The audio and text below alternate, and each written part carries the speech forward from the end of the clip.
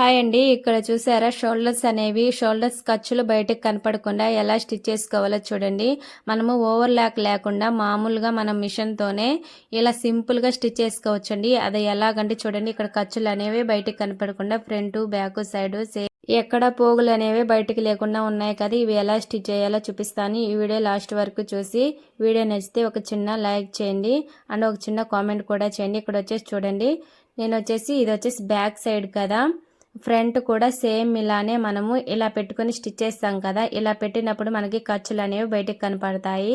ఇలా కాకుండా చూడండి, నేను ఫ్రంట్ పార్ట్ అనేది ఇక్కడ లైనింగ్ సైడ్ బ్యాక్ సైడ్ కూడా లైనింగ్ సైడ్ పెట్టేసుకొని ఇలా పెట్టేసుకొని మనము ఒక్క పాయింట్ ఇలా స్టిచ్ చేసుకోవాలి. చూడండి, మనకి టేప్లో ఉంటుంది కదా, ఒక్క పాయింట్ ఇలా పెట్టుకుని ఇలా 2 స్టిచ్లు వేసేసుకొని తర్వాత వచ్చేసి దీన్ని ఫ్రంట్ అనేది మనకి బ్యాక్ సైడ్కి ఇలా ఉల్టా వేసేసుకోవాలి. ఇప్పుడు వచ్చేసి లైనింగ్ పీస్ మీద మనం ఖర్చుల కోసం మార్కింగ్ వేసుకుంటాం కదా, ఆ మార్కింగ్ మీదే స్టిచ్ వేసుకోవాలి.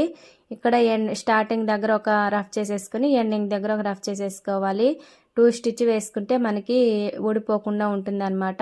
ఇలా వేసుకుంటే మనకి ఖర్చులు అనేవి బయటకు కనపడకుండా ఉంటాయండి. పిల్లలు వాటికైనా కానీ గుచ్చుకునే వాటికి ఉంటాయి కదా, అలాంటి వాటికి ఇలా వేసుకుంటే చాలా బాగుంటుందండి. ఫినిషింగ్ కూడా చాలా బాగుంటుంది. అండ్ ఖర్చులు అనేవి మనం ఎంత వదులుకుంటామో అంతే పెట్టి స్టిచ్ చేసుకోవాలండి. ఎక్కువ పెట్టి స్టిచ్ చేసుకున్నాం అనుకోండి, షోల్డర్స్ అనేవి కాదండి, ఫ్రంట్ డౌన్ అనేది మనకి పైకి వచ్చేసినట్టు ఉంటుంది. ఈ చిన్న తప్పు అనేది చూసుకొని మనము స్టిచ్ చేసుకోవాలన్నమాట. ఈ వీడియో నచ్చితే ఒక చిన్న లైక్ అండ్ సబ్స్క్రైబ్. నెక్స్ట్ వీడియోలో కలుద్దామండి. Thank you for watching. Bye.